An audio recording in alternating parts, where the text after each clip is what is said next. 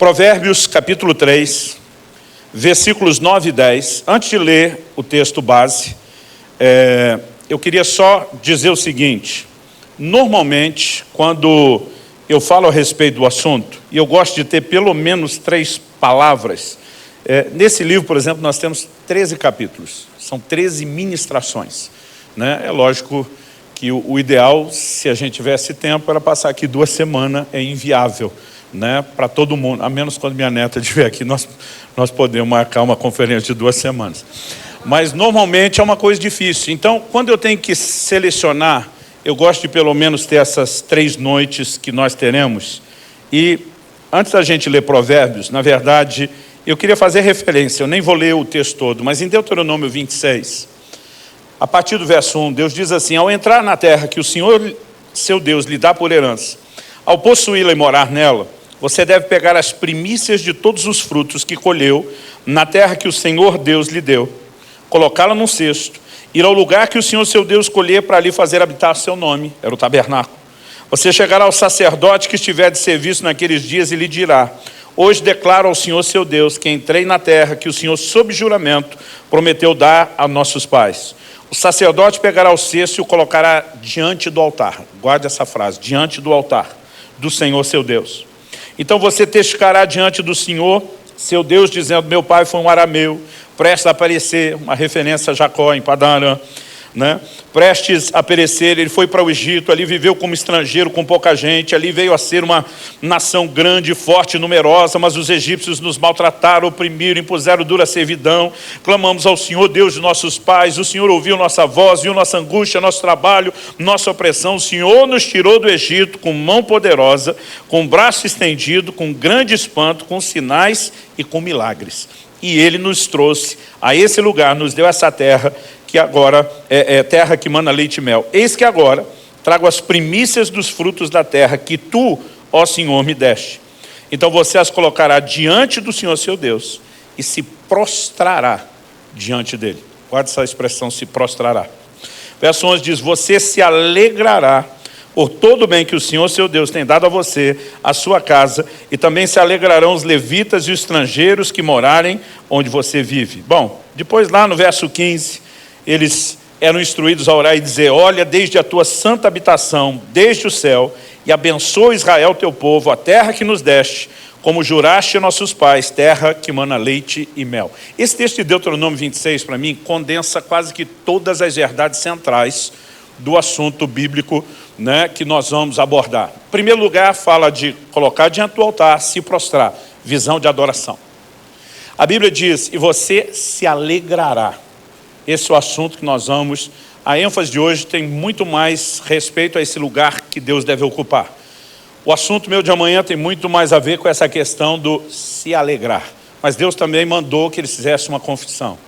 Nós descemos ao Egito, fomos escravizados, fomos oprimidos, né? A libertação de Israel do Egito é talvez a simbologia mais forte da Bíblia a respeito da obra de redenção que nós temos.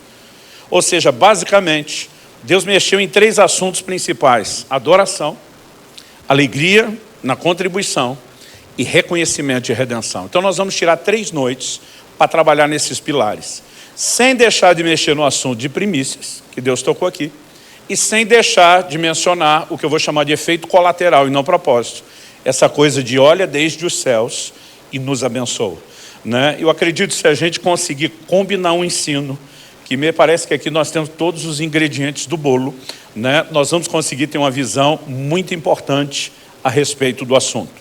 Bom, durante muito tempo, antes de ler Provérbios, que é o nosso ponto de partida, eu estou na introdução da conferência ainda, durante muito tempo, eu particularmente como pastor, não gostava de mexer em nada ligado ao assunto de dinheiro, né? Eu sou de uma época onde os púlpitos não eram como essa coisa delicada, eram uns caixotes de madeira, né? E quando chegava a hora da oferta, eu sou da época que nós pastores, a gente literalmente se escondia ali atrás. A gente quase que debruçava atrás do caixote para ninguém ver, e só faltava dizer assim: os irmãos nos perdoem, mas infelizmente nós vamos ter que tirar os dízimos, as ofertas. E só faltava a gente dizer assim: e nós vamos fazer isso do jeito mais rápido e indolor, amém, né? E virar as costas. Por que às vezes havia esse receio? Porque nessa diversidade que nós temos do corpo de Cristo e do rótulo de cristãos evangélicos que caem sobre tanta gente, muita gente que acaba tendo expressão e projeção age de uma forma que não nos representa. Eu, muitas vezes, como pastor, ficava envergonhado das piadinhas. Pequenas igrejas, grandes negócios, aquelas coisas que quase todo mundo já ouviu, né? E aquela preocupação em mostrar que nós queríamos oferecer e não tirar, me levou durante muito tempo a ser negligente numa área de ensino que nós não podemos ser. O assunto do dinheiro é tratado de uma forma muito séria na Bíblia. Howard Dayton, do Ministério Crown, no seu livro O Seu Dinheiro, ele faz a seguinte afirmação: se você juntar todos os versículos da Bíblia sobre fé e oração, quantos entendem que são assuntos importantes, fé e oração? Ele diz que se você juntar todos os versículos sobre os dois assuntos na Bíblia toda, você vai ter perto de 500 versículos tratando dos dois temas. Mas ele diz sobre bens, riquezas e dinheiro, são 2.084 versículos. Uma outra fonte, tomando afirmações ainda indiretas, não só explícitas, diz que na verdade passam de 2.350 versículos. A Bíblia fala quase mais sobre dinheiro do que sobre salvação. Em quase metade das parábolas de Jesus, ele toca no assunto de bens, riquezas e dinheiro. Deus não estava valorizando o dinheiro. Deus estava valorizando a importância de entendermos a maneira correta de lidar com o assunto, que esse sim é delicado, né? Então, eu já, há um bom tempo atrás, há mais de 20 anos, eu me arrependi, me posicionei diante de Deus, e eu falei para Deus: eu quero que o Senhor me dê oportunidades de tirar o tempo perdido, e eu amo quando eu tenho uma oportunidade como essa, de poder ensinar um pouco mais a respeito do assunto. Normalmente, meu ponto de partida, minha primeira palavra, né, é um assunto que eu ministrei aqui em dezembro do ano passado, né? Eu estava com o joelho operado, preguei aqui sentado, é uma mensagem intitulada Uma Questão de Honra. Eu sei que 8 meses depois, muita gente não estava, era dezembro, época de festa, gente que chegou à igreja depois, mas não vou deixar de tocar no assunto porque já tenha falado. Eu acho que não seria problema nenhum dar um reforço 8 meses depois, né? Mas eu realmente senti de Deus dessa vez de pular e começar no assunto que eu vou começar. Mas eu julgo que isso é tão importante que, se você realmente quiser ter uma visão um pouquinho mais abrangente, eu recomendo você ir lá no canal do YouTube da Past Church, procurar essa mensagem, né? Uma Questão de Honra. Eu acho que deve estar com esse título, o senhor checou, né? Uma Questão de Honra, eu acredito que vai fazer muito mais sentido. Aliás, vou tomar alguns breves minutos para tentar resumir aquilo que eu compartilhei. Na ocasião, eu comecei desse mesmo versículo que eu quero que você leia comigo. Provérbios 3, versículos 9 e 10 diz: honre o Senhor com seus bens e com as primícias de toda a sua renda, e os seus celeiros ficarão completamente cheios, e os seus lagares transbordarão de vinho. Esse vai ser o meu ponto de partida para hoje também. Mas, quando o texto começa dizendo honre ao Senhor com seus bens, nós precisamos fazer uma distinção aqui de propósito e consequência. A maior parte da minha vida eu vi pregadores lendo o texto de Provérbios para dizer: olha, quando você oferta, Deus vai te abençoar, o celeiro vai encher, o lagar vai transbordar. E é verdade, está na Bíblia. Mas esse não é o propósito. Isso é só o efeito colateral. O propósito é honre o Senhor, né? Se há algo que nós precisamos entender, que Deus quer nos ensinar, nos conduzir, nos levar a praticar, se chama honra. Qual a definição de honra? O verbo honrar significa distinguir, fazer distinção. Basicamente, quando Deus pediu que nós o honrássemos, Ele não tem necessidade alguma. Em Atos 17, quando Paulo prega em Atenas, lá no Areópago, né, ele diz que Deus não é servido por mãos humanas como se precisasse de coisa alguma. Deus não tem necessidade nenhuma, Ele é completo e absoluto em si mesmo. Deus não precisa de honra, Deus não é carente, Deus não tem nenhum problema de autoestima, né? A honra é um efeito regulador na nossa vida e não uma necessidade dele. Agora, nós precisamos entender por que Deus pediu honra, né? Porque, na verdade, Deus nunca quis as ofertas. Seja olhando aqui em Provérbios, a Bíblia está pedindo a honra. E o resultado de o honrarmos com os bens é que seremos abençoados depois. Em Malaquias, né, lá no capítulo 1, no verso 6, a Bíblia diz: o filho honra o pai e o servo honra ao seu senhor. E aí Deus protesta a nação de Israel e diz: se eu sou o pai, cadê minha honra? Se eu sou o senhor, cadê o respeito para comigo? E Deus começa a cobrar honra. Deus não está cobrando oferta. Aliás, quando você olha o texto, né, Deus se posiciona e diz que eles estavam desprezando o seu nome, porque eles estavam trazendo um tipo de oferta que, em vez de honrar, desonrava a Deus. Deus chega a dizer por meio do profeta, né, apresenta isso para o teu governador, tipo, tenta fazer uma média com ele, entregando para ele o que você está trazendo para mim, para ver se isso vai te promover ou te prejudicar. E aí Deus faz declarações: com tais ofertas das vossas mãos, aceitaria ele a vossa pessoa? Para mim, o ponto alto do protesto divino é Malaquias 1:10, quando o Senhor diz: quem der houvesse entre vocês quem fechasse as portas. Está falando das portas do templo. Deus diz para que não se acendesse em vão o fogo do meu altar. Sabe o que Deus está dizendo? Ele diz: se você não vai entregar honra, não precisa dar nada. Aquele povo estava ofertando, e o que eles ofertavam custavam na perspectiva monetária e financeira. Mas Deus está dizendo: se isso não vai expressar honra, fecha a porta, acaba com o culto, parou a brincadeira. O que Deus está dizendo: ofertar sem honra não cumpre o propósito, não é isso que eu quero, não é o que eu pedi de vocês. Então a mentalidade que precisa existir no nosso coração é que, ainda que seja por meio dos nossos bens, das nossas finanças, o que Deus espera é honra. Se nós não entendemos isso, é melhor fechar a porta e parar a brincadeira.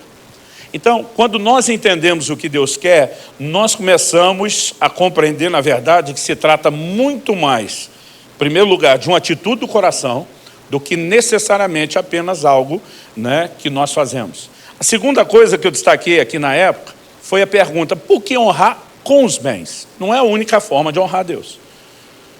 Então o livro de Hebreus fala a respeito de sacrifícios de louvor, que são fruto de lábios que confessam seu nome. O próprio Jesus, citando o profeta Isaías, diz: esse povo me honra com os lábios. Então, agora há pouco, enquanto adorávamos, nós estávamos honrando ao Senhor com os lábios. Mas parece que em nenhuma outra área de expressão de honra Deus foi tão incisivo e direto como quando ele pediu honra com os bens. Então a pergunta é: por que honrar com os bens? E algo que nós precisamos entender é que o dinheiro em si não é necessariamente um problema. Todo dia um irmão me disse: ah, pastor, já dizia a Sagrada Escritura, o dinheiro é a raiz de todos os males. Eu falei: a Bíblia não diz isso. Ele falou: diz. Eu falei: não diz. Diz, não diz. Nós ficamos na discussão do diz, não diz. Eu falei: onde é que diz? Ele falou: tem um versículo lá que, se o senhor me ajudar a achar. Eu falei: eu te ajudo. Aí nós fomos para 1 Timóteo, capítulo 6, versos 9 e 10. Ele falou: está aqui. Eu falei: não, o que está escrito aqui é o amor ao dinheiro é a raiz de todos os males, não o dinheiro. Ele falou: qual a diferença? Eu falei: a diferença é gigantesca. Porque se o amor ao dinheiro é a raiz de todos os males, você pode não ter dinheiro nenhum, mas pode ter amor ao dinheiro. E além de estar falido, quebrado, lá no sul a gente diz: mais quebrado que arroz terceira. Naquele estado se chama a mulher de meu bem, o banco confisca, de tão endividado que está. Eu falei: e ainda, além de não ter grana, você pode ter a raiz de todos os males. Por outro lado, a mesma Bíblia diz, Salmo 62:10, se as vossas riquezas aumentam, não ponhais nelas o coração. Como alguém disse, errado não é o crente ter dinheiro, errado é o dinheiro ter o crente. Uma definição antiga de avareza diz: o avarento não possui as coisas, são as coisas que o possuem. Então Deus não tem problema que você tenha dinheiro, Ele tem problema que o dinheiro tenha você. Então a primeira coisa que nós precisamos entender é que o problema não é o dinheiro, é a forma errada de relacionar com ele. Então, embora ele em si não seja errado, é um assunto delicado. Tão delicado que em Colossenses 3:5, a Bíblia diz que a avareza é idolatria. Um crente exageradamente apegado a algo material, um ídolo, um falso Deus na sua vida. O assunto é tão delicado que em Mateus 13, na parábola do semeador, quando Jesus disse que uma das sementes caiu entre os espinhos, e a semente figura a palavra de Deus, e diz: os espinhos cresceram e a sufocaram. Na hora de interpretar o significado, Jesus chama os espinhos de os cuidados do mundo e a sedução das riquezas. Pense em algo que tem o poder de anular a frutificação da palavra de Deus na sua vida: a sedução das riquezas. Mas para mim o pior está na afirmação de Jesus em Mateus 6, quando ele diz: não podeis servir a dois senhores, não podeis servir a Deus e às riquezas. A única coisa chamada de um senhor, concorrendo com o senhorio de Deus no coração do homem, é o dinheiro, ou uma relação errada com ele, não necessariamente o dinheiro em si. Então, quando entendemos isso, a gente não pode mera e simplesmente achar que o assunto é sem importância. Ele é muito mais importante e espiritual do que a maioria de nós imagina.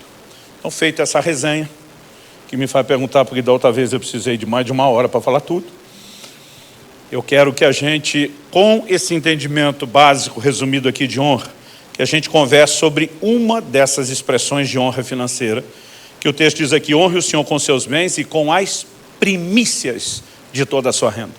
A expressão primícia significa primeiros frutos. Eu quero te apresentar o que eu vou chamar de uma lei espiritual.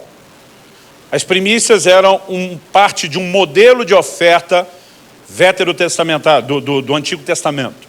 Mas eu não quero tentar mero e simplesmente ressuscitar algo da velha aliança. Eu quero te apresentar uma lei espiritual que transcende a velha aliança e se sustenta na nova, e acredito que nós precisamos entendê-la. Então, a minha conversa essa noite com vocês é a respeito da lei das primícias. Bom, algo que eu tenho percebido andando por esse Brasil todo, na maioria dos estados onde chequei isso, parece que esse comportamento é meio comum. Nessa diversidade, nessa grandeza de território que nós temos diversidade aí de costumes, de culinária, de expressões. Em um lugar a gente come mandioca, no outro é aipim, no outro é macaxeira, né? Mas nesse ambiente de diversidade tem coisas que acabam sendo, né, muito comum à maioria dos brasileiros. Por exemplo, deixa eu fazer uma pergunta aqui, você me sinaliza com a mão. Quantos de vocês já fizeram, ouviram alguém fazer isso numa festa de aniversário, alguém cortar o primeiro pedaço do bolo e querer honrar alguém em especial? Quantos de vocês já viram? Ok, é muito difícil, né, estar num lugar onde a turma diz, nunca ouvimos falar disso. Por que aquele pedaço do bolo é entregue a alguém? Aquele pedaço não é melhor do que o resto do bolo. Mas quando aquela pessoa é servida primeiro, uma mensagem está sendo dada. Todo mundo foi convidado para a festa, já estão no grupo dos especiais, porque tem os que não foram convidados. Mas entre os especiais, tem um mega top supra ultra especial, que é aquele que vai ficar com o primeiro pedaço do bolo, né? É uma declaração de honra, de distinção. Desde que eu publiquei meu primeiro livro, já há algumas décadas, eu sigo um ritual solene, ele sempre é repetido sem falha. Toda vez que eu recebo das gráficas, né, a primeira remessa, chegam lá as caixas de livro. A primeira caixa que eu abri, o primeiro livro que eu tirar, esse é da minha esposa. Um dia, eu fui buscar os livros na gráfica, tinha que fazer uma viagem, não ia dar tempo de esperar o frete, era caminho, liguei para o pessoal, falei, estou passando aí pegar. Quando cheguei, um funcionário que me atendeu, foi lá, me levou onde estavam as caixas, abriu uma, falou, checa, vê se está tudo em ordem, abri, chequei a qualidade, falei, ótimo, estou levando, me traga a nota para assinar. E o camarada que me atendeu era crente. Na hora ele falou, desculpa, mas esse aqui já tem dono, tirou da minha mão, como quem disse, esse senhor vai me dar. Eu tomei de volta, falei, você pode pegar qualquer um de qualquer caixa, menos esse. Ele ficou me olhando, falei, o primeiro que eu abro e pego é sempre da minha esposa. Ele olhou para mim e falou, o senhor quer que ela seja a primeira a ler? Eu falei, meu amigo, além de me ouvir pregar sobre as coisas antes de escrever, ela normalmente já leu o manuscrito, já me ouviu falar disso. Falei, duvido que ela vai ler esse negócio de novo, depois de pronto. Ele falou, mas o senhor quer dar o primeiro para ela de lembrança? Eu falei, está numerado? Ele falou, não. Eu falei, se eu der esse, o último da caixa, como lembrança não faz a menor diferença. Ele falou, é mesmo. Então, porque o primeiro é dela. Eu falei, ela sabe que o primeiro é dela. E o que ela gosta não é o livro, que ela provavelmente não vai ler. É o troféu emocional de saber que quando eu entrego o primeiro, eu estou dizendo, você é a pessoa mais importante da minha vida. Sem você, sem o seu apoio, meu ministério jamais poderia estar acontecendo. Falei, o que ela gosta não é do livro, é o reconhecimento que o livro expressa. Dá para entender o significado? Quando nós falamos da questão das primícias, não é diferente. Deus não precisa do que nós entregamos. Assim como o livro não tem muita utilidade para minha esposa, como livro, como literatura, porque normalmente o assunto que ela já ouviu, já leu, ela não precisa daquilo. A mensagem que é comunicada é que é importante. No meu caso, com a minha esposa, é importante que eu diga, é importante que ela ouça. Para Deus, Ele também não tem necessidade de um reconhecimento como primeiro, porque quer você o reconheça primeiro ou não, Ele segue sendo o primeiro. Mas a honra é um efeito regulador no nosso coração. E eu acredito que é isso que nós precisamos entender. Então, o primeiro ponto que eu quero destacar aqui, ao falar da lei das primícias, embora pareça óbvio, é importante a gente parar e dar atenção a isso, é que Deus tem o primeiro lugar. Você pode repetir isso comigo? Diga, Deus tem o primeiro lugar. Vamos falar com um pouquinho mais de força para ultrapassar a barreira da máscara. Aumenta uns 30% do volume. Né? E diz de novo aí comigo, diga, Deus tem o primeiro lugar. Outro dia alguém falou, pastor, esse negócio de repetir é espiritual. Eu falei, não, é didático, é só isso. Só para te ajudar a lembrar os pontos. Alguns têm o hábito de anotar, né? Outros apenas tentam memorizar, isso é só para te ajudar. Bom, certa ocasião perguntaram ao Senhor Jesus, qual é o maior mandamento? Jesus estava diante do grande desafio de torcer a escritura toda da sua época, que era o Velho Testamento até então, e extrair um mandamento, colocando ele acima de todos os demais. Jesus nem titubeou. E disparou na hora e disse, amarás o Senhor teu Deus de todo o teu coração, com toda a tua alma, com todo o teu entendimento, com todas as tuas forças. E diz em segundo, amarás o teu próximo como a ti mesmo. Jesus está dizendo, você vai amar os outros, você vai se amar. Em segundo lugar, primeiro, Deus. Ponto final. Sabe, esse assunto se repete ao longo das Escrituras. Quando Jesus fala a respeito de discipulado, eu gostaria que você talvez pudesse abrir esse texto e acompanhar comigo. Lá em Lucas, no Evangelho de Lucas, no capítulo 14, a Bíblia diz no versículo 25, a respeito de multidões, grandes multidões acompanhando o ministério de Jesus. Então a Bíblia diz que Jesus se volta para eles. E sabe, observe lendo os evangelhos, quase sempre que é uma ênfase em grande multidão, Jesus vem com um ensino que parece ser um filtro. Não é que ele não queira as multidões. A Bíblia diz que Deus deseja que todos se salvem, né? Deus amou o mundo, não amou alguns dentre o mundo, mas apesar desse anseio, é como se Jesus estivesse olhando e dizendo, eu acho que eles não entenderam bem o que está envolvido no processo. Então ele queria se certificar disso. Verso 26, ele diz assim, se alguém vem a mim e não me ama mais do que ama seu pai, sua mãe, sua mulher, seus filhos, seus irmãos, suas irmãs e até a sua própria vida, não pode ser meu discípulo. Ele não disse que ia ser discípulo meia boca, de segunda categoria, disso não pode ser. Para ser discípulo dele tem que amá-lo mais do que as coisas que você mais ama nessa vida. Aí ele diz assim, e quem não tomar sua cruz, que fala de autonegação, de morte para si, e vier após mim, não pode ser meu discípulo.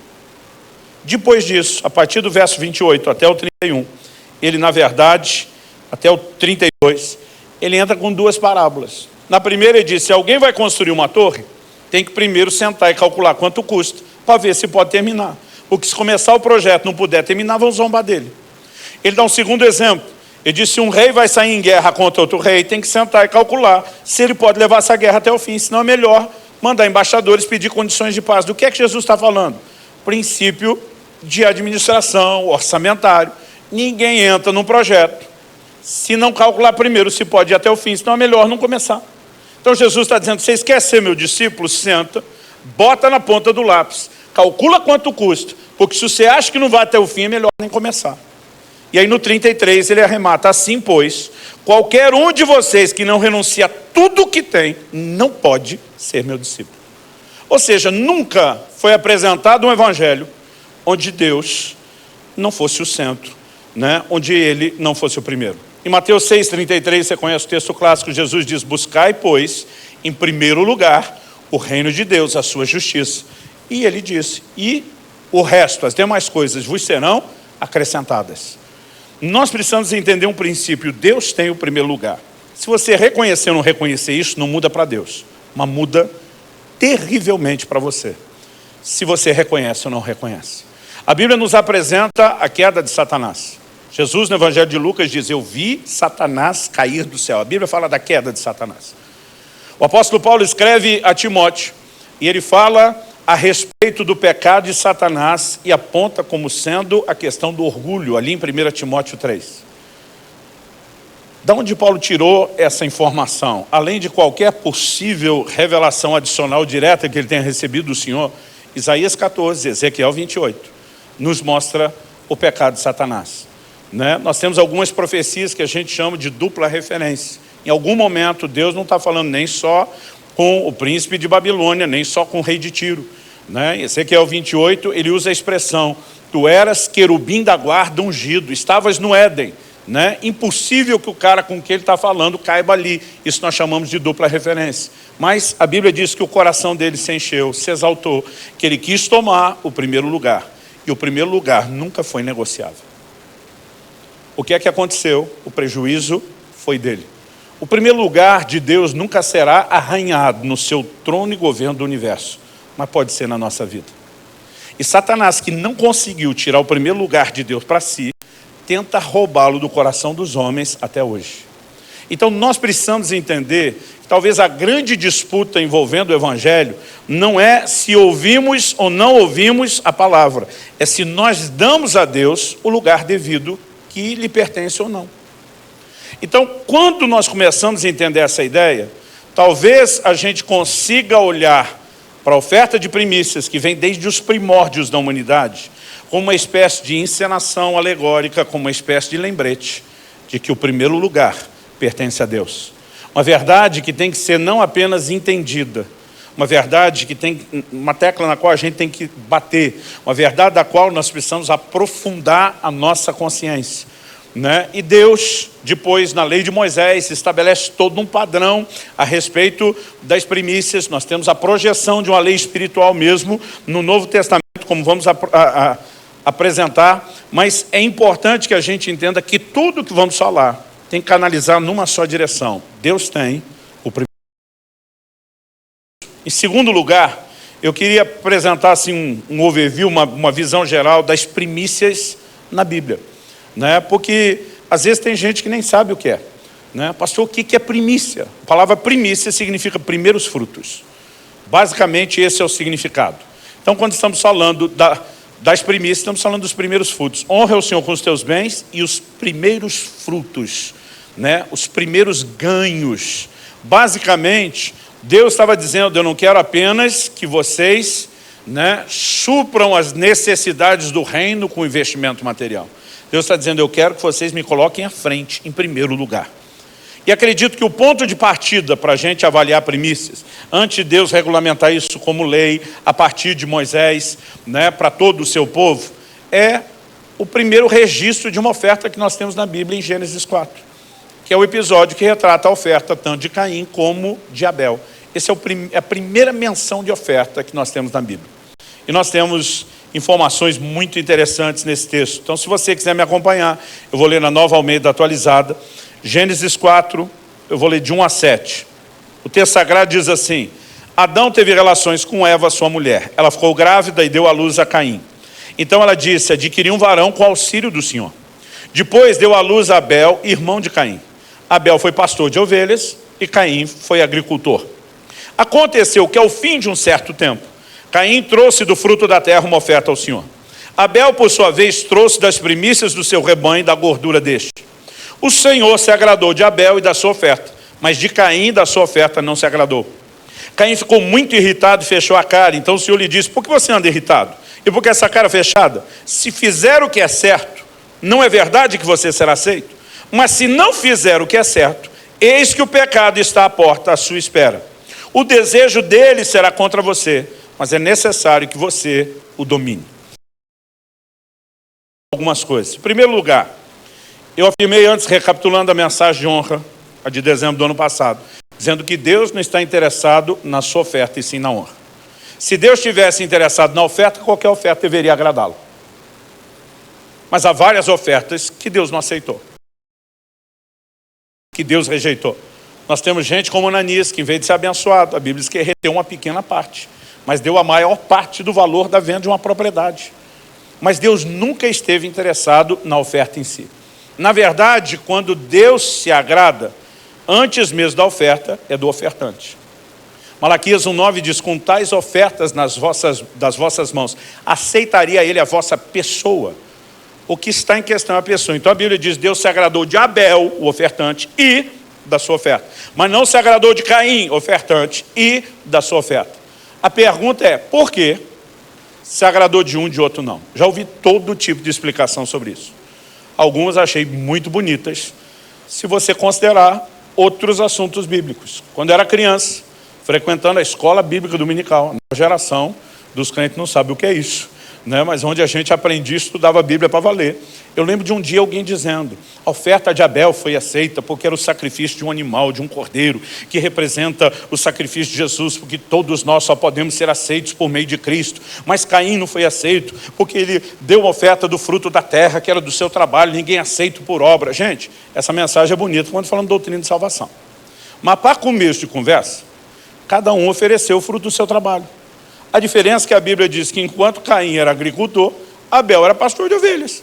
Ao entregar um animal, ele está entregando o tipo de ganho do seu trabalho. O outro é entregar vegetais, né? A questão não é que Deus era contra a oferta vegetariana, vegana, né? E só a favor da outra. Cada um deu o fruto do seu trabalho. Aliás, depois, quando Deus regulamenta a lei das primícias, ele vai pedir tanto as primícias do fruto da terra, como ele vai pedir as primícias dos animais. Então, o ponto não é esse. Mas tem alguma coisa? Claro que tem.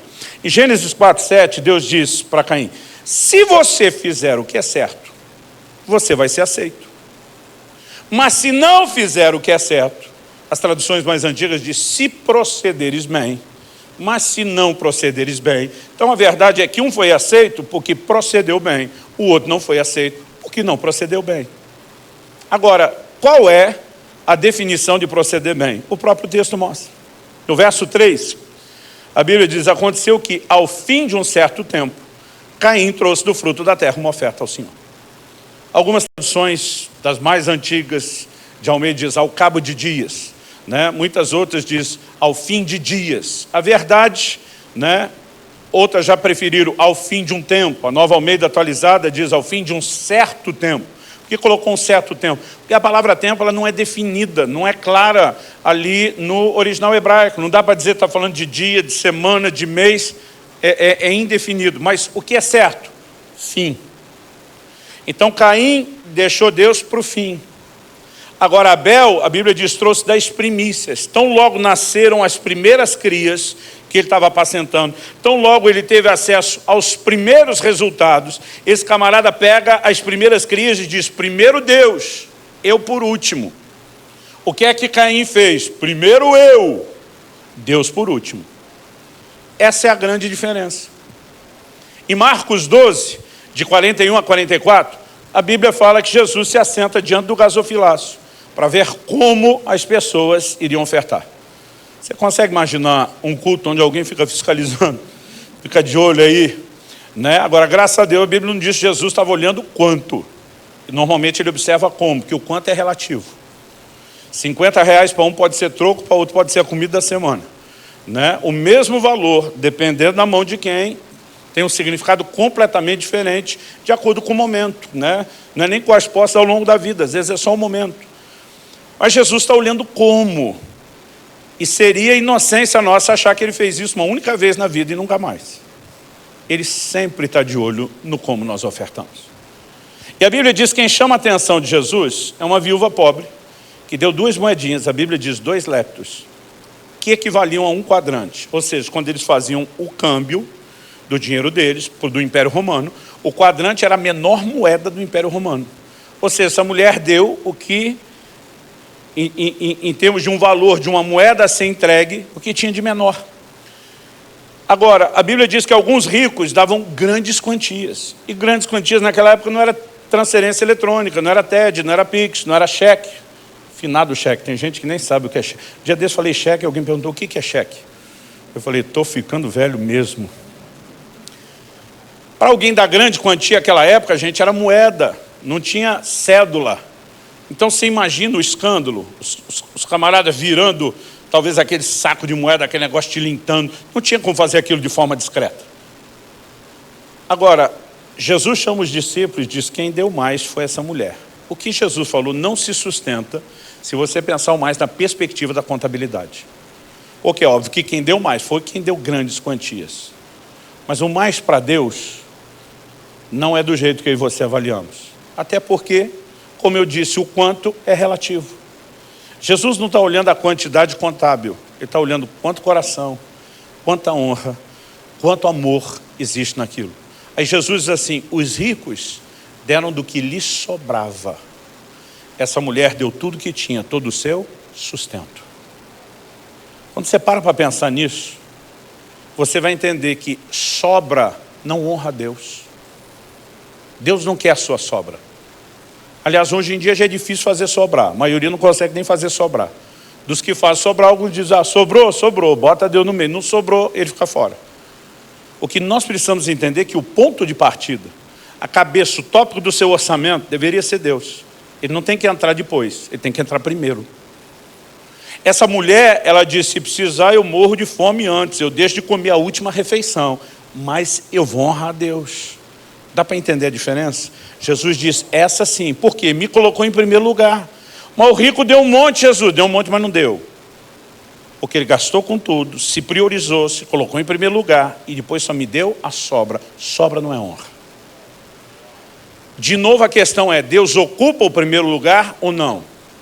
Porque a verdade é que ele não precisa do seu dinheiro. Gente, vamos pensar. Ele disse, se você me honrar, eu te honro com mais. Eu encho seus celeiros, seus lagares. Ele não precisava do que você tem, ele vai te dar mais do que você deu. O que é que ele está pedindo? Não é o dinheiro. Ele não precisa do seu dinheiro. Ele também não precisa da sua honra, mas você precisa honrá-lo. E porque ele te quer, ele sabe que se você não aprender isso, você vai ficar distante. Então, há algo poderoso por trás do princípio. Já na primeira menção, né, de oferta na Bíblia, essa mensagem está lá. Agora vamos se estender um pouquinho além. Antes de chegar no tempo em que, por meio de Moisés, Deus regulamentou isso. Quando Deus pede a Abraão que ofereça Isaac, durante muito tempo esse negócio não fazia sentido para mim. A Bíblia diz, Deus provou a Abraão. Um dia eu falei, Deus, o Senhor é onisciente, conhece tudo. O Senhor é presciente, além de conhecer tudo, o Senhor conhece tudo de antemão, antes de acontecer. O Senhor não precisa provar a gente. O Senhor sabe o que está no coração da gente, o Senhor sabe o que a gente vai fazer. Eu falei, será que a lógica é só essa? Alguém disse outro dia, isso para mim foi bem elucidativo, disse que Deus não nos prova para saber quem somos, porque Ele sabe tudo. Ele nos prova para nós sabermos quem somos. Mas muitas vezes a coisa vai além disso também. O que Deus fez com Abraão, ainda que talvez ele não estivesse consciente do que ele fazia, foi que Deus leva Abraão a praticar uma chave poderosa. Oferecer e consagrar a Deus as primícias da sua linhagem. Deus nunca teve o interesse de deixar Abraão sem o seu filho. Abraão cria de certo modo nisso, porque não faz sentido eu prometer o filho para depois arrancar o filho. O livro de Hebreus diz que ele cria que das cinzas Deus podia ressuscitar. No livro de Gênesis, ele fala para os servos que o acompanharam, espere aqui, nós vamos 3 dias adiante. Nós sacrificaremos e voltaremos. Ele fala no plural. De alguma forma, ele sabia que Deus tinha algo em mente que ele não entendia, mas é isso que eu amo na fé. A fé entende que Deus está acima de qualquer suspeita e a fé se apoia no caráter de Deus. Então Abraão está lá dizendo, o que quer que seja que o Senhor tem em mente, o trem deve ser bom. Agora, lá na frente, nós vamos entender um pouco melhor o que é que Abraão fez, consciente ou inconsciente. Mas Deus sabia por que levou a fazê-lo. Em Êxodo, no capítulo 4, nos versículos 22 e 23, quando o Senhor aparece a Moisés naquela sarça ardente e o envia ao Egito com a missão de libertar o povo, o Senhor diz assim, diga a Faraó, antes de acontecer qualquer coisa, Moisés está lá ainda no deserto, recebendo a missão, não tem desdobramento nenhum, e Deus diz, leva essa mensagem para o Faraó, diga a Faraó, assim diz o Senhor, Israel é meu filho, meu primogênito, e eu digo a você, deixe o meu filho ir, para que me adore. Mas se você não quiser deixá-lo ir, eis que eu matarei seu filho, o seu primogênito. Deus está dizendo, Faraó, o negócio não é só entre eu e você. Diz respeito ao meu filho, o seu filho, meu primogênito, seu primogênito. Se você se meter com meu filho, o meu primogênito, eu vou te dizer como essa história termina. E essa é a 10ª praga, quando finalmente, não apenas Faraó, mas os egípcios não suportam mais, diz, vaza. Na tradução da Bíblia, na linguagem de hoje, do pastor Luciano Subirá, a versão street, que é mais descolada, diz que eles falaram vaza, nas outras você não vai achar. Quando a coisa culmina é com a morte dos primogênitos, mas Deus já se antecipa e diz, o motivo da nossa conversa é esse. Agora vamos pensar, Deus chamar uma nação inteira de meu filho, meu primogênito. Gente, aquilo era um mar de gente que saiu do Egito. A Bíblia diz que dos homens de 20 anos de idade para cima, alistados no exército, a Bíblia diz que puxavam da espada, eram mais de 600 mil homens de guerra. Se você der para cada um deles uma mulher só, que para a época a média era generosíssima, se der uma mulher só e 3 filhos, que é mais ou menos a média do brasileiro hoje, mas só o Jacó teve 12 e mais Diná, 13. né? Se você der para cada um deles uma mulher e 3 filhos, então nós multiplicamos cada um desses 600 mil como chefes de família, por famílias de 5, que é uma média baixa. Você já foi para 3 milhões de pessoas. A Bíblia diz no livro de Números que Balaão sobe em 4 montes distintos. Aonde quer que ele suba nos lugares altos, ele não via o fim do povo, aquilo era um mar de gente. Aí Deus olha essa massa humana e diz, é meu filho, meu primogênito? De onde Deus tirou isso? Quando Abraão, o patriarca com quem Deus faz uma aliança, dizendo, é através da sua descendência que eu vou fazer algo, santifica o primeiro, ele acionou algo que tem um poder no reino espiritual, que eu vou explicar daqui a pouco, quando a gente tratar, né, do que é a guarda ou a violação das primícias. Romanos 11:16 diz que se a raiz é santa, os ramos também são. O que significa isso? A raiz é a primeira parte, quando a semente germina, que se forma. Em outras palavras, a Bíblia está dizendo, se você santifica a primeira parte de algo, você santifica o restante. Quando Abraão entrega o primeiro filho e santifica o primeiro de uma linhagem, ele santifica a linhagem toda. É por isso que Deus pediu que todo mundo santificasse, oferecesse a Deus não só as primícias do trabalho da terra e dos animais, mas todo o primogênito passou a pertencer a Deus. Depois do episódio da Páscoa, Deus fala para todos os hebreus, todos os filhos primogênitos de vocês estariam mortos se não fosse eu. Deus diz, a partir de agora, os primogênitos são meus. Eu resgatei, eles me pertencem. Se você quer criar seu filho primogênito, Deus dizia, você tem que resgatá-lo de mim, porque ele é meu. Então tinha que ter uma oferta de resgate. Não é que o cara ia consagrar, Deus dizia, é meu. Você vem conquistar o direito de criar o filho que é meu.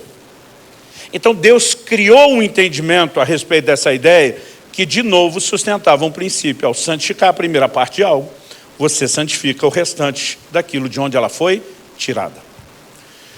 As primícias depois, a partir de Moisés, então a gente falou lá de Caim e Abel, passamos por Abraão, agora quando Deus envia Moisés, mas depois que Deus entrega a Moisés a lei, ela então começou a regulamentar algumas coisas. Então, por exemplo, em Êxodo 34, no verso 26, eu acho que é o 26, Deus diz, tragam as primícias dos primeiros frutos da terra à casa do Senhor seu Deus.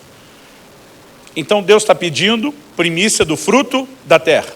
Mas você vai ver também Deus pedindo as primícias dos animais.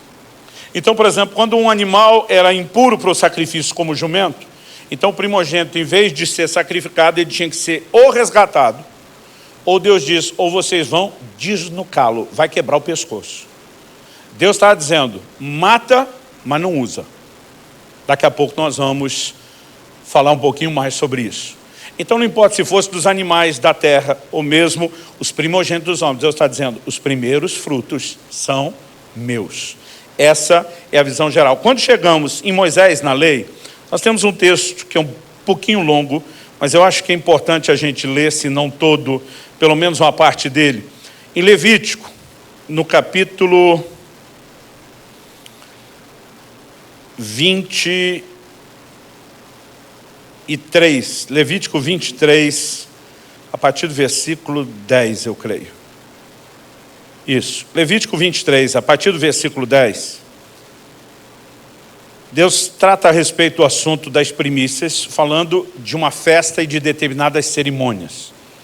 O que você lê no Novo Testamento sobre a festa de Pentecostes era a chamada festa da colheita ou a festa das primícias. Levítico 23, a partir do 9, a Bíblia diz, o Senhor disse a Moisés, 10, fale aos filhos de Israel e diga-lhes, quando entrarem na terra que eu lhes dou, e fizerem a colheita, vocês trarão um feixe das primícias da colheita ao sacerdote. O que Deus está falando do feixe? Imagina que naquela época não tinha plantadeira, colheitadeira, nada disso, tudo era manual. Então o camarada entrava, por exemplo, na plantação do trigo, ele abraçava com uma mão o máximo que ele conseguia, com a outra ele tinha a foice. Ele cortava, ele amarrava aquele feixe. Esse primeiro ato da colheita se limitava a um feixe, só se colhia um feixe, não fazia mais nada. Ele parava tudo, ele levava o feixe até o sacerdote, né? O texto diz no 11, No 10, vocês trarão o feixe das primícias da colheita ao sacerdote. 11, esse moverá o feixe diante do Senhor para que vocês sejam aceitos. E o 12 diz, o sacerdote moverá o feixe no dia imediato após o sábado. Interessante que no Velho Testamento o dia solene de culto, de festa, era o sábado que era santo ao Senhor. Mas quando o assunto é primícia, Deus diz, não, esse não é no sábado, esse é depois do sábado. O sábado era o 7º dia. Qual era o dia depois do sábado? O primeiro dia da semana. Deus está dizendo primícia, oferta do primeiro, no primeiro dia, não no último da semana. Aí eles ofereciam isso. Se você ler depois o texto, você vai ver os detalhes de como era a oferta. Verso 14. Vocês não deverão comer pão, nem trigo torrado, nem espigas de trigo verdes, até o dia em que vocês trouxerem a oferta ao seu Deus. Esse é um estatuto perpétuo durante as gerações de vocês, onde quer que morarem. Então Deus está dizendo, ninguém come nada enquanto não trouxer a oferta. O que você comeu, o que você está entregando para Deus não é mais primeiro fruto. Primeiro fruto é o que você comeu. Para ser primeiro, Deus diz, ninguém come nada. A primeira parte vai direto para Deus. Depois vocês comem. Deus está dizendo, essa é a ordem. Era cultivar uma consciência de que o primeiro lugar pertence a Deus. Depois ele diz, isso é um estatuto perpétuo durante as gerações de vocês. Tudo o que mesmo na velha aliança é chamado de estatuto perpétuo, mesmo que não seja praticado de forma literal hoje, no mínimo se estende através de uma lei espiritual. Circuncisão é chamado de estatuto perpétuo. No Novo Testamento, nós vemos o evangelho sendo pregado aos gentios. Paulo se posiciona de forma ferrenha contra a circuncisão literal dos gentios. Em Romanos 2, ele fala da circuncisão no coração. Aos Colossenses, ele fala da circuncisão do batismo. O ato literal não segue mais, mas a lei espiritual, ela continua. No Velho Testamento, por exemplo, a oferta de incenso é chamada de estatuto perpétuo. No Novo Testamento, não existe mais oferta de incenso literal na igreja do livro de Atos. Até porque no ano 70 depois de Cristo, Tito, general romano, invade e destrói Jerusalém e o templo, e nunca mais houve a oferta de incenso nos moldes como eles praticavam. Mas o livro de Apocalipse diz que o incenso são as orações dos santos.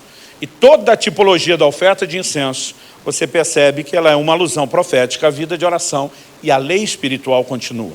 Eu sei que quando falamos de primícias, tem muitas verdades aqui que se cumpriram. Quando você olha Cristo dizendo, eu não vim revogar a lei, ele está dizendo, não vim apenas parar o rito e dizer, eu vim cumprir. O cumprir não é só obedecer, mas é cumprir a tipologia profética dela.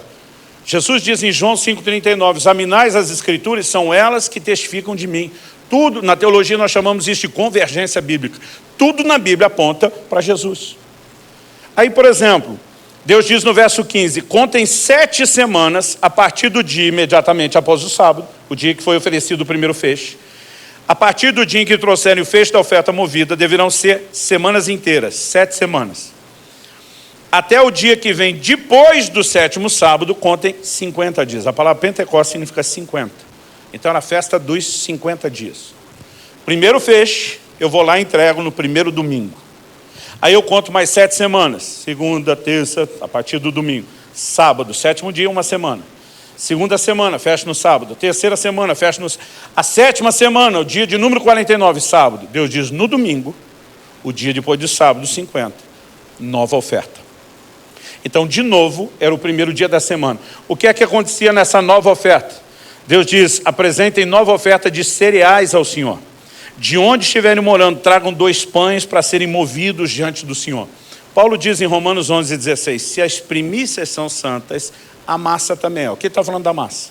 Se as primícias do primeiro domingo são santas, a massa trazida 50 dias depois também foi santificada.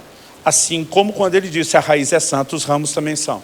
Quando você olha essa tipologia da festa deles, além de celebrarem a bênção de Deus, entender que eles não edificavam apenas com o seu esforço. Em Deuteronômio 8, Deus diz, quando vocês entrarem na terra de Canaã, na terra prometida, que o coração de vocês não se orgulhe, que vocês não digam, o meu braço me proporcionou essas coisas. O Senhor diz, antes te lembrarás do Senhor teu Deus, porque Ele é o que te dá o poder de adquirir riqueza. Além de Deus criar neles essa mentalidade, de que inútil será levantar cedo, dormir tarde, comer o pão de dores, porque aos seus amados Deus dá enquanto dorme. A ideia de primícias, e não só de gratidão ao Senhor, também cultivava essa visão de Deus em primeiro lugar. Você pega a tipologia, Quando foi que Cristo ressuscitou? O dia depois do sábado. Ele é chamado em 1 Coríntios 15 de as primícias dos que dormem. Aí você conta na Bíblia 50 dias depois da ressurreição de Jesus, que de novo vai dar num domingo, a festa de Pentecostes, porque ele ressuscitou na Páscoa. Então essa conta não fura.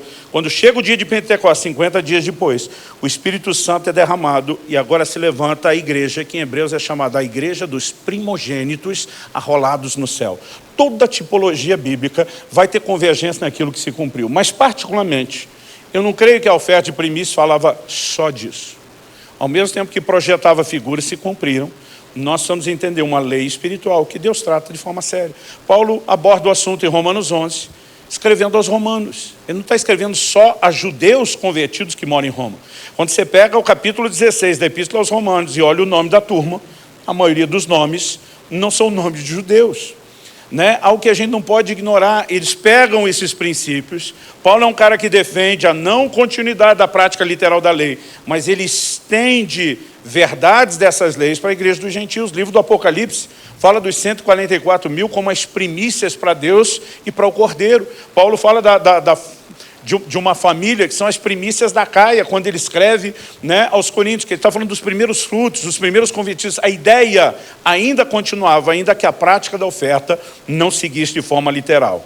Esse é o quadro geral que agora nos ajuda a tirar algumas aplicações. Terceiro e último lugar. Eu preciso que vocês me ouçam bem depressa para caber tudo no tempo que resta. Em Josué,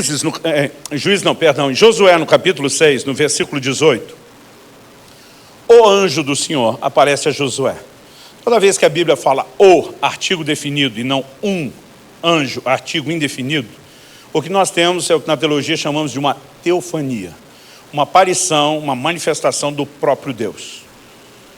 Eu não tenho tempo para discutir o assunto, mas o nome de Deus, a pessoa e a revelação de Deus sempre é apresentada, coisas que são atribuídas somente a Deus, desde ações, nome e caráter, estão sempre envolvidos.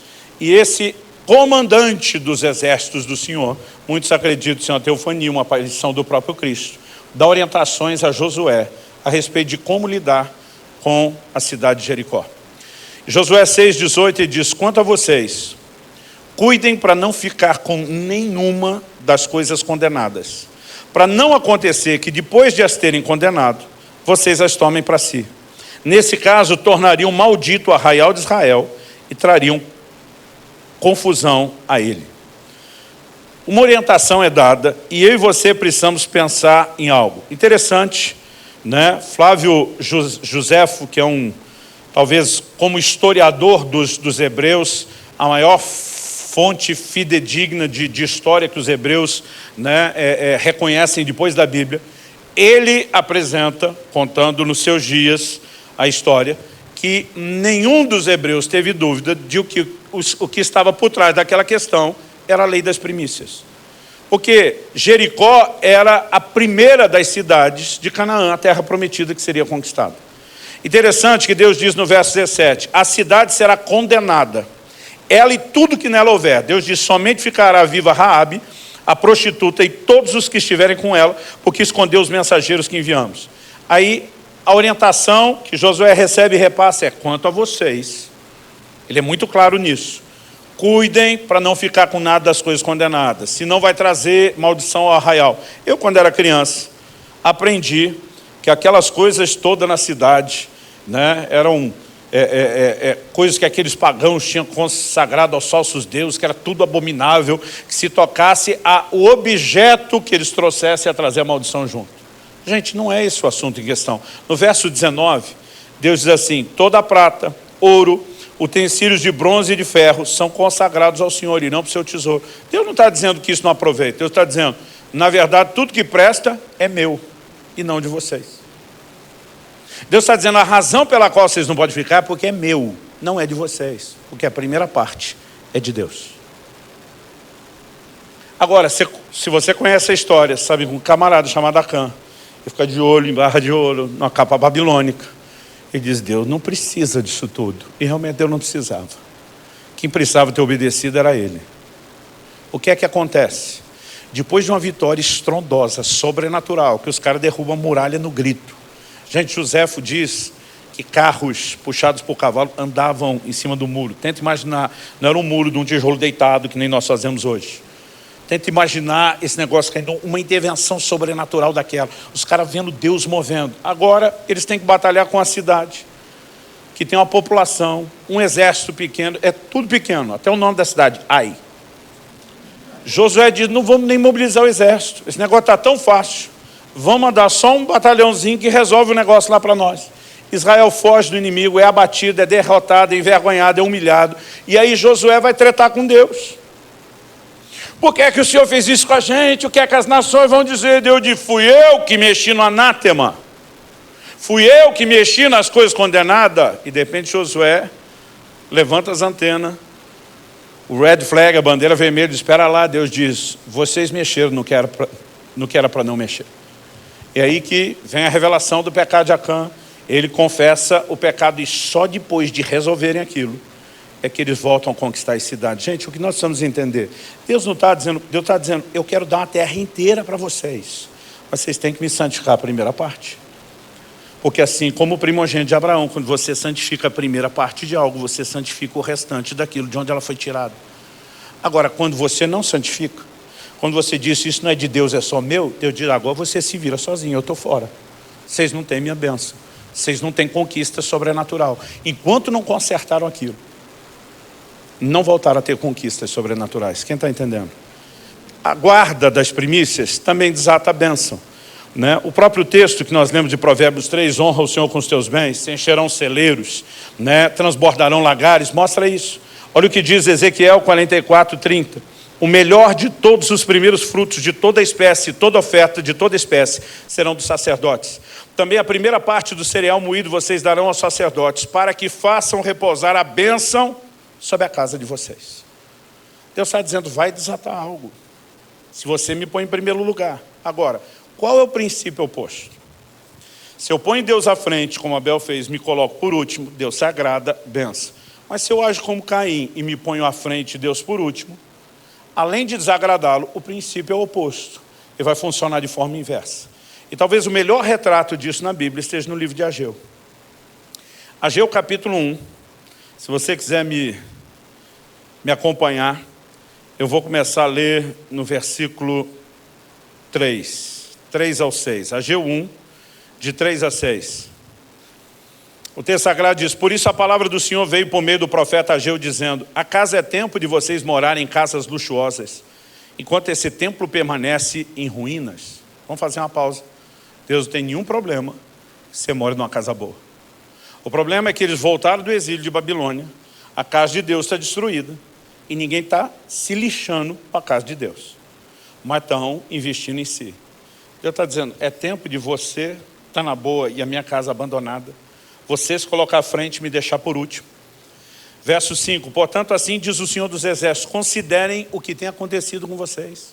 Eu digo, vamos fazer um raio-x da história recente.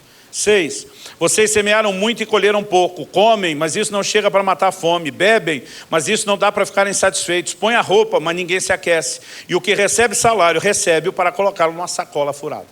Traduções mais antigas dizem saquitel furado, algumas mais modernas dizem saco ou sacola furado. Você pode mudar de saco, saquitel, sacola, vai continuar furado.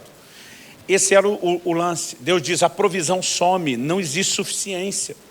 Gente, a bênção normalmente não é vista por quanto alguém ganha, mas pela suficiência. Eu tenho visto gente ganhar pouco e ter suficiência. Eu tenho visto gente ganhar muito e estar hipotecada até a alma. Qual é a causa disso tudo? Deus diz no versículo 9, vocês esperavam que fosse muito, mas o que veio foi pouco. E esse pouco, quando levaram para casa, eu dissipei com sopro. E por quê? Pergunta o Senhor dos Exércitos, porque meu templo permanece em ruínas, enquanto cada um de vocês corre por causa da sua própria casa. Deus não tem problema com o que você tem. Tanto que diz, põe meu reino em primeiro, o resto eu te acrescento. O problema é quando você se põe primeiro. Deus diz, aí não dá para eu te abençoar. Aí eu preciso te dar presta atenção. Verso 10. Por isso os céus retêm o seu orvalho, a terra não produz seus frutos. Fiz vir a seca sobre a terra, sobre os montes, sobre o cereal, sobre o vinho, sobre o azeite, sobre o que o solo produz, sobre as pessoas, sobre os animais e sobre todo o trabalho das vossas mãos. Quando você chega no capítulo 2, no verso 15, Deus diz: agora considerem tudo o que aconteceu desde aquele dia. Desde aquele dia é o quê? É o ponto de virada. Quando depois de levarem o chacoalhão, presta atenção. O povo diz: espera aí, fizemos mesmo errado. A gente se colocou primeiro, deixou Deus por último. Vamos colocar Deus à frente. E aí eles começam a reedificar a casa de Deus. O processo todo é liderado por Esdras, você pode ler essa história depois. Mas Deus diz: considerem tudo o que aconteceu desde aquele dia. Diz: antes de vocês terem começado a colocar pedra sobre pedra no templo do Senhor, que agora era priorizar a casa de Deus, antes daquele tempo, alguém vinha um monte de trigo esperando encontrar 20 medidas e havia somente 10. Vinha ao lagar para tirar 50 medidas e havia somente 20. E diz: eu vos feri com queimaduras, com ferrugem, com granizo, em tudo o que vocês fizeram, mas não houve entre vocês quem voltasse para mim, diz o Senhor. Gente, mesmo o juízo ainda é uma expressão de misericórdia e uma pedagogia de Deus. Deus está dizendo: eu prefiro que você tenha perdas materiais momentâneas que te acordem, para que você volte para mim. E além de não me perder, eu possa então restituir tudo para você depois. Quando Paulo libera uma palavra e uma sentença de juízo sobre um imoral da igreja de Corinto, ele faz uma declaração muito específica. Ele diz que o corpo seja entregue a Satanás para a destruição da carne. Ele diz: para que o espírito seja salvo no dia do Senhor. Mesmo havendo juízo, aquele camarada talvez no leito de enfermidade, havia expectativa de que houvesse arrependimento para a salvação do espírito. É lógico que o melhor de Deus é que o camarada tenha salvação e saúde em plena obediência, sem brincar ou flertar com o pecado. Mas o que nós não podemos deduzir é que o juízo deixou de acontecer, ainda que ele traga uma expressão de misericórdia, de bondade, um chamado ao arrependimento. Mas bom, a parte boa é que eles se arrependeram. Então Deus diz, verso 16, antes daquele tempo, alguém vinha um monte de trigo esperando encontrar 20 medidas, havia somente 10, vinha ao lagar para tirar 50 medidas, havia somente 20, o verso 17 que nós lemos diz: eu os feri com queimaduras, ferrugem, granizo, em tudo que vocês fizeram, mas não houve entre vocês quem voltasse para mim, diz o Senhor, na época.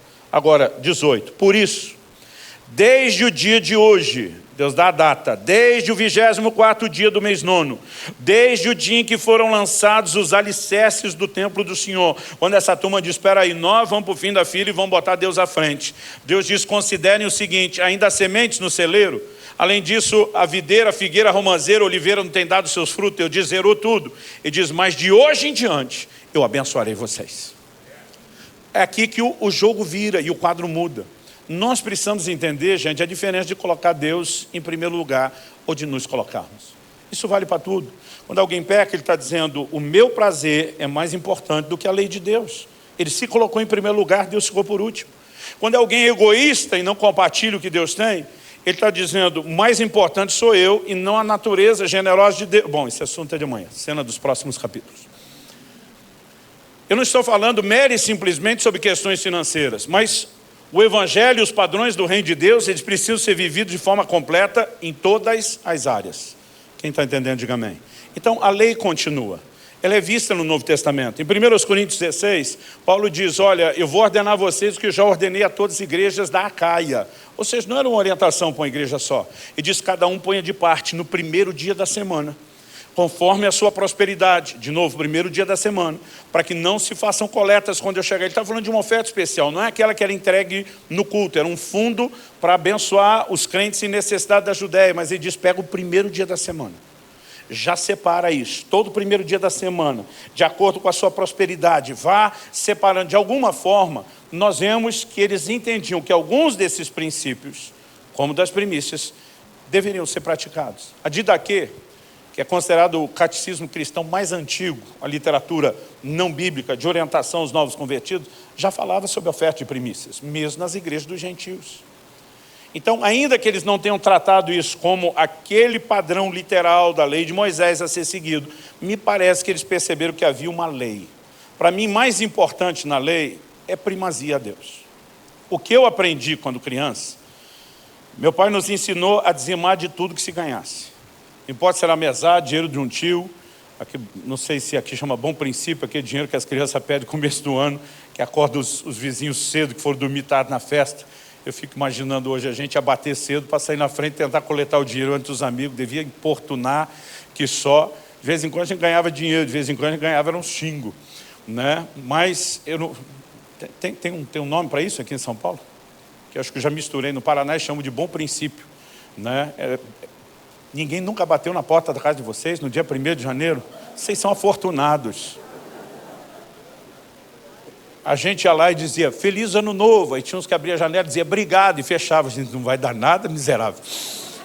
Não importa o que ganhasse, a gente foi orientado por papai, tem que dizimar. Desde o primeiro emprego de cada um, que todo mundo começou a trabalhar na adolescência, recebeu o dízimo. A gente dizia, pai, dizima do bruto ou do líquido? Sempre tem um esperto que pergunta isso. Papai dizia, quer ser abençoado no bruto ou no líquido? Meu pai dizia, todo ganho, direto ou indireto, a longo prazo, deve ser dizimado. Quando a gente começou a ganhar vale alimentação, e dizia, dizimo vale alimentação. Falei, a igreja não tem nem como depositar isso. Ela diz, dá para um necessitado, ou você dá para alguém na rua comer, né? Papai ensinava a gente a fazer isso. Mas ele dizia para a gente, não é só dizimar. Meu pai dizia, o dízimo é a 10ª parte.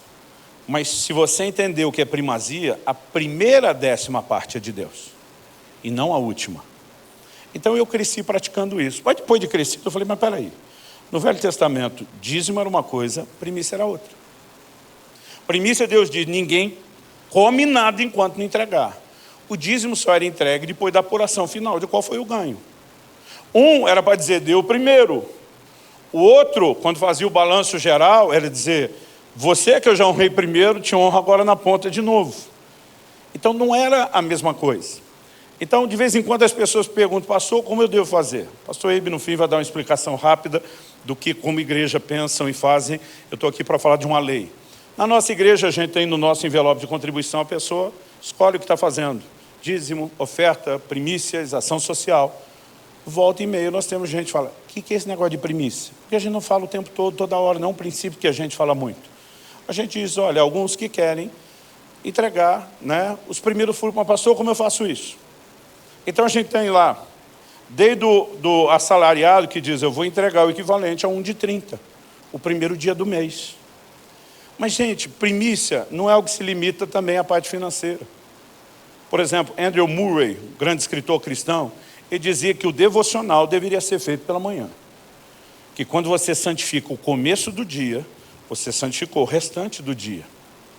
Né? Eu, particularmente, não creio que isso é uma superstição cristã, mas eu gosto de virar o ano na presença de Deus de joelho dobrado, e dizer, os primeiros minutos é seu. Né? Existem muitas formas e maneiras. Então, eu não quero dizer para você o que é que você tem que fazer. O que eu quero dizer é que nos últimos anos, Deus começou a me fazer entender e praticar algumas coisas que fizeram muita diferença na minha vida. Fizeram muita diferença na vida de muita gente próxima. Então, eu quero encerrar aqui. Tem mais 2 minutinhos? Se fosse tão fácil assim, devia ter pedido logo 5, né?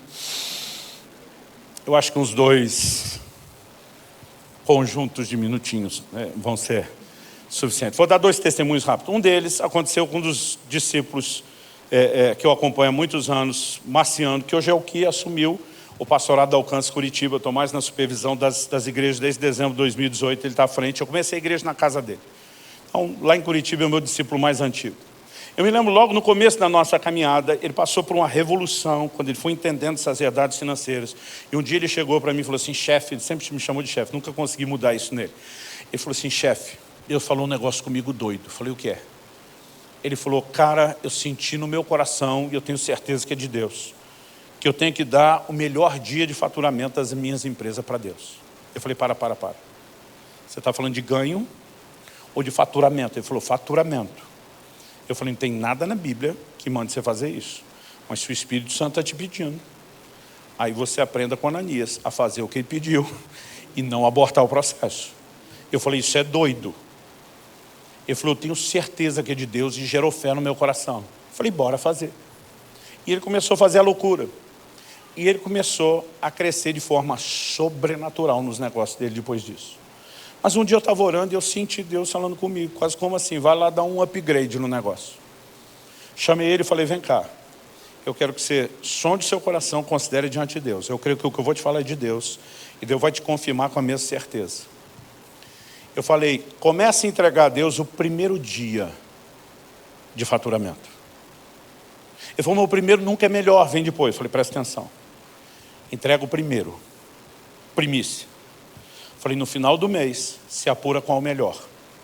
Se lá no primeiro deu X, e você aqui descobriu que é X mais 3, você dá mais os 3. Eu falei, desse jeito você vai praticar tanto primícia, como você vai dar o mais, que é o melhor que você quer dar. Mas você vai juntar 2 princípios em um. Ele falou, entendi. Eu falei, se cair no seu coração, ele falou, já caiu. Eu vou dar o melhor, mas eu também vou dar primeiro antes de comer. Eu falei, exatamente. E a vida dele deu uma guinada depois. Não estou aqui dizendo o que você tem que fazer. Ele teve uma palavra de Deus para a primeira etapa. Eu dei uma palavra de Deus para ele na segunda. Nunca mandei mais ninguém na vida fazer isso. O segundo testemunho, porque eu estou dizendo que Deus pode trazer coisas diferentes ao coração das pessoas. Meu filho Israel, ele começou a trabalhar com carteira assinada, acho que tinha 16 anos, 15 para 16 ou já 16 anos de idade. Eu acho que já era 16. E eu lembro da empolgação dele o primeiro mês. Tudo que ele falava, pensava e respirava o primeiro mês é, meu primeiro salário está chegando. E pensa no menino cheio de plano. O dia que ele recebeu, e eu sabia que era o dia que ele ia receber. Nós já estamos esperando ele em casa para ver como ia ser o negócio. E ele chega já assim, tá feliz, empolgado. Falei, aí, recebeu o primeiro salário? Ele falou, recebi. Aí eu fiz que nem meu pai, dei uma de fiscal. Já separou a parte de Deus, que é o dízimo. Ele olhou para mim e falou, eu não vou dar o dízimo. Foi a mesma coisa que apertar o botão para botar o vulcão em erupção. Quando aquilo tudo foi ferver dentro de mim, eu falei, não, ele não é louco. Não foi isso que ele aprendeu a vida inteira. Eu falei, tá me trollando. Quem semeia, colhe, né? Eu brinco com muita gente. Eu falei, o que é que você vai fazer? Ele falou, ele deu uma risadinha e falou, não, estava te provocando. Ele falou, pai, eu não vou dar o dízimo, vou dar tudo para Deus. Quando ele falou isso, eu devo ter feito uma cara triste, porque ele falou, o senhor não está feliz? Ele falou, o senhor que me ensinou o princípio das primícias. Eu falei, pai, o primeiro salário da minha vida. Eu falei, filho, claro, está certo. Arranquei o chapéu de pai, botei de pastor, de homem de Deus, de pregador. Fiquei lembrando das dores de barriga que eu dava no meu pai, com as loucuras que eu fazia. Eu falei, você está certo. Né? Você tem o resto da vida para ganhar salário, para fazer o que você quer. Bota Deus primeiro, vá para o fim da fila. Né? Me deu aquele aperto, pensando, é mais fácil eu fazer isso do que vê-lo fazer. Mas depois a ficha caiu, contei para Kelly e falei, amor, apoia, não faça a cara que eu fiz. E aí, eu lembro que depois nós tivemos uma conversa. Ele falou, pai, onde eu entrego isso? Falei, filho, aí contigo. Ele falou, eu vi que na igreja tem um xizinho lá da primícia. Ele falou, você entrega a sua primícia na igreja? Eu falei, eu não. Todos os meus pastores entregam, todo mundo entrega, eu não. Ele falou, por que não? Eu falei, eu tive uma palavra de Deus por pelo menos um tempo fazer isso na vida do meu pastor, que é o Wade. Quando eu falei isso, ele falou, pai, acendeu um negócio aqui dentro de mim. Eu acho que eu vou dar para o Wade. Falei, faça o que Deus te dirigir. E me olhou com a cara assim, mas o Wade não precisa. Eu falei, filho, honra não é para quem precisa, é para quem merece. Eu falei, generosidade você aprendeu com seu pai, esmola você aprendeu com seu pai, isso a gente faz para quem precisa. Honra é diferente. Falei, ora você decide. Eu tinha esquecido dessa história, Marcílio, que me lembrou depois. O detalhe final, deixa eu contar, tem a parte A e a B. Alguns meses se passaram. Um dia eu recebo um telefonema de uma pessoa que eu não conheço. Ô pastor, o senhor não me conhece, estava lendo o seu livro, Uma Questão de Honra. Quando chega no capítulo que o senhor fala da lei das primícias. Ele falou, cara, eu tive uma experiência. Eu ouvi Deus falar comigo. Foi uma experiência única, singular. Eu falei, glória a Deus, querido. Eu falei, posso te contar o que Deus falou? Eu falei, pode. Ele falou, eu ouvi a voz de Deus nítida e clara, dizendo que seu filho, ele falou, não te conheço, não conheço seu filho, mas essa voz me disse que seu filho, alguns meses atrás, honrou a Deus com uma oferta de primícia. Eu lembrei na hora do salário. Falei, é verdade. Ele falou, e Deus mandou, em nome dele, eu honrar seu filho. Ele disse, eu quero dar um carro de presente para ele. Eu falei, não, esquenta com isso não, menino nem carteira tem. Na época, acho que estava para fazer 17 anos, ele falou, aí o problema é de vocês. A voz mandou eu dar o carro, você não pode dirigir, você vai guardar, você vai vender, esse negócio não é comigo. Gente, eu lutei contra aquilo. Eu não conhecia a pessoa. Falei, não escrevi livro para os outros achar que tem que fazer coisa pela gente. Falei, não, não quero. Ele falou, pastor, Deus que me mandou. Eu vou descobrir o CPF do menino, eu vou fazer. Eu falei, eu venho, deposito em juízo. Né? O negócio assim, eu lutei com aquilo um tempão, por aquela preocupação ética, até um dia Deus falar comigo. Né? E depois que Deus me deu o enquadro, eu baixei a bola, mas falei para ele, reúne sua família, eu quero falar com eles. Quero que todo mundo saiba que eu não te pedi nada, eu não estou dizendo o que você tem que fazer. Falei, pastor, está tudo explicado, mas se o senhor quiser explicar, faça a segunda vez. Mas quando saí daqui, contei isso no primeiro culto, eu não costumo contar nem o testemunho do Marciano, nem do meu filho, falei poucas vezes disso até hoje. Mas, a hora que eu saí, Marcelo me lembrou de outra. Falei, mas a benção não foi só o carro. Falei, foi não? Ele falou, foi não. Ele disse, quando seu filho entregou a oferta para o Weibe, a Andréia liberou o poder das palavras de voz alta, disse que queria um genro desse. Falei, meu Deus, o carro foi nada. A benção foi outra. Querido, deixa eu dizer para você o seguinte, alguma coisa, vamos ficar em pé para parecer que está acabando. Dá um alívio assim, o cara não perdeu o controle, não esqueceu.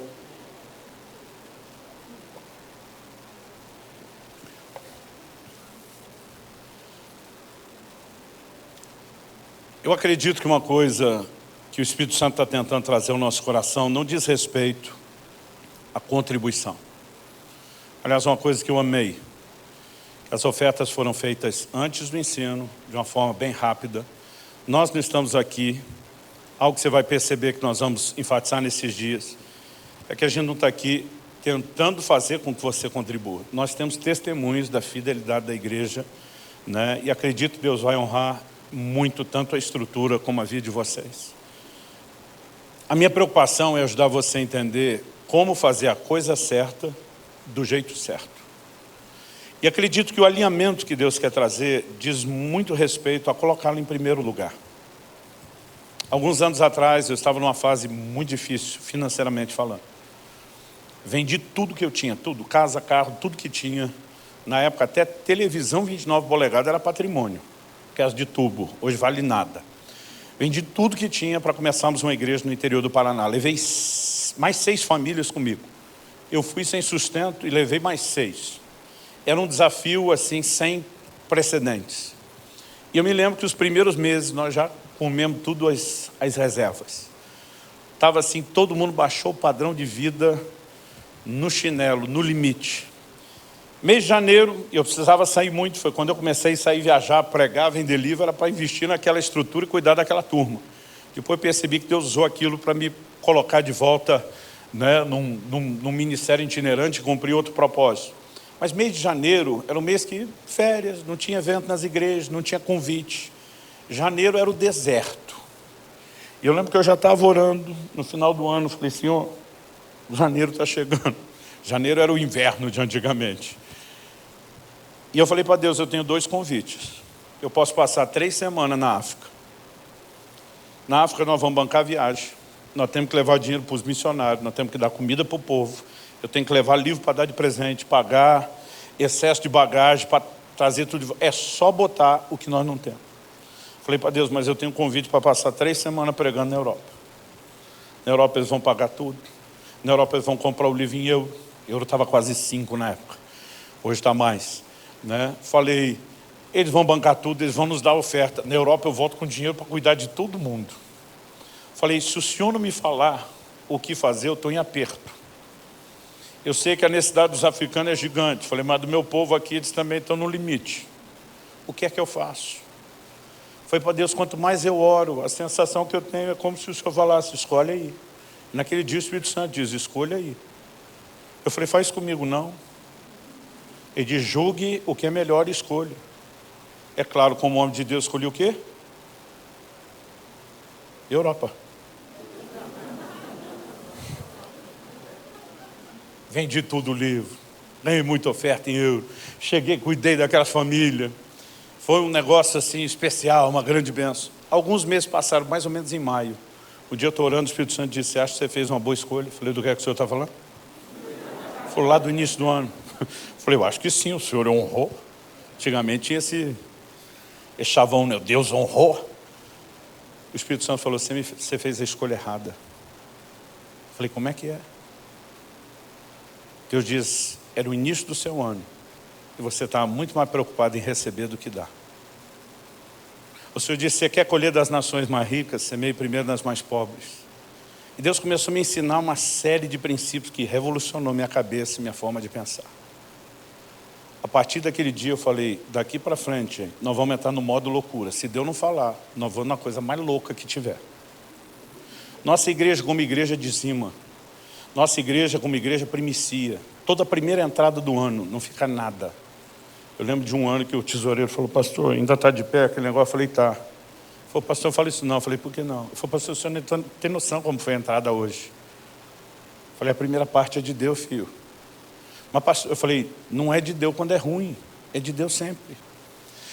Mas a gente começou a perceber Deus nos testar em tantas coisas sobre essa lei, e quanto mais nós a praticávamos, mais a coisa mudava, que hoje eu estou convencido de que não importa como.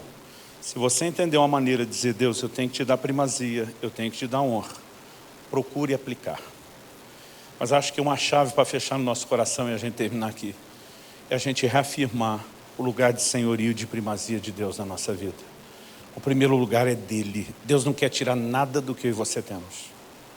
Ele só quer ter certeza, na verdade ele tem certeza de tudo, ele só quer que a gente tenha certeza que ele ocupando o primeiro lugar, nós nunca perdemos absolutamente nada com isso. Então a primeira casa que eu comprei, eu decidi dar como primícia. Ninguém tem que fazer isso. Meu filho decidiu dar o primeiro salário, você não é obrigado a fazer isso.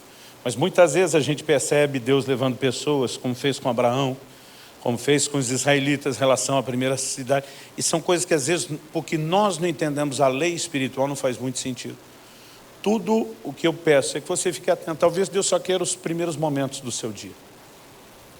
Mas existe algo por trás dessa lei que dá primazia, põe Deus em primeiro lugar, que nós precisamos entender e procurar praticar de alguma forma. Eu queria que nós terminássemos orando. Pastor Ibe, o senhor já podia até fazer essa oração e talvez depois trazer alguma explicação. Amanhã e sábado nós vamos crescer na construção e nós vamos ter um tempo assim, eu acredito que vai ser muito especial. Além de ensino, eu creio que existe uma liberação profética de Deus nesses dias.